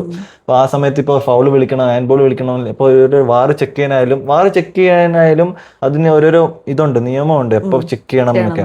അപ്പൊ ഓരോരോ ആൾക്കാർ ഇങ്ങനെ പറയുമ്പോ ഫിഫ ബോയ് ഫിഫ അർജന്റീനയെ സപ്പോർട്ട് ചെയ്യുന്നൊക്കെ പറയുമ്പോ ഇതിൽ എന്നാ സപ്പോർട്ട് ചെയ്യാനാ? ഇപ്പൊ അർജന്റീന പിന്നെ ഫൈനലിൽ കയറിയാലും ഫൈനൽ അടിച്ചാലും എല്ലാവരും അർജന്റീന സപ്പോർട്ട് ചെയ്തെന്ന് പറയും. പക്ഷെ ഇവര് കളിച്ച കളി, ഇവര് കളിക്കുന്ന കളിയായാലും ഇപ്പൊ ഫൈനലിലോട്ട് കയറുന്ന അവർക്കറിയാം എന്നാ ഇവിടെ വരെ എത്തി അത്രയും. മെയിനായിട്ട് അർജന്റീന ജയിക്കണം എന്നാണ് ആഗ്രഹം. അതെ, ആഗ്രഹം. And what is your future, like future plans എന്താണ്? ഫ്യൂച്ചർ പ്ലാൻസ് എൻ്റെ എന്ന് പറയുമ്പോൾ എനിക്കിപ്പം എൻ്റെ അവസ്ഥ എന്ന് പറയുമ്പോൾ ഇഞ്ചുറി ഒക്കെ കഴിഞ്ഞ് ഞാൻ ഇപ്പം കളിച്ചുകൊണ്ടിരിക്കും. അപ്പോൾ ഇപ്പം ഞാൻ നല്ല ഫിറ്റാണ്. ഇപ്പോൾ ഓരോരോ ലീഗ് കളിക്കുന്നു. അപ്പോൾ ഇതിൻ്റെ കൂടെ എനിക്ക് എൻ്റെ ഫ്യൂച്ചർ പ്ലാൻസ് എന്ന് പറയുമ്പോൾ എനിക്ക് ഇതിലൂടെ ഒരു ഗവൺമെൻറ് ജോബ് കിട്ടണമെന്നാണ്. അപ്പോൾ ഞാൻ കുറേ അപ്ലൈ ചെയ്തിട്ടുണ്ട്. അപ്പം കിട്ടും എന്നുള്ളൊരു വിശ്വാസമുണ്ട്, പ്രാർത്ഥനയുണ്ട്. എന്നാലും കളി വിടില്ല. കളി വിടാൻ പറ്റൂല. ഞാനൊരു സ്വന്തമായിട്ട് ഒരു അക്കാഡമി ഒക്കെ തുടങ്ങിയിട്ടുണ്ട് എൻ്റെ ആയിട്ട്. അപ്പോൾ അത് പിള്ളേരെ ഞാൻ ഗ്രൂം ചെയ്തെടുക്കുന്നു. Nice, really nice. അപ്പം എല്ലാം എന്താ പറയാ, ഇപ്പൊ ആഗ്രഹങ്ങളെല്ലാം മെസ്സി ജയിക്കുന്ന തൊട്ട് ഗവൺമെന്റ് ജോബ് വരെ എല്ലാം നടക്കട്ടെ. Okay, so all the best. Praying for you, rooting for you. Thank you for being here. So much for inviting me. Okay, thank you so much. അപ്പോൾ all the best. Bye. Thank you.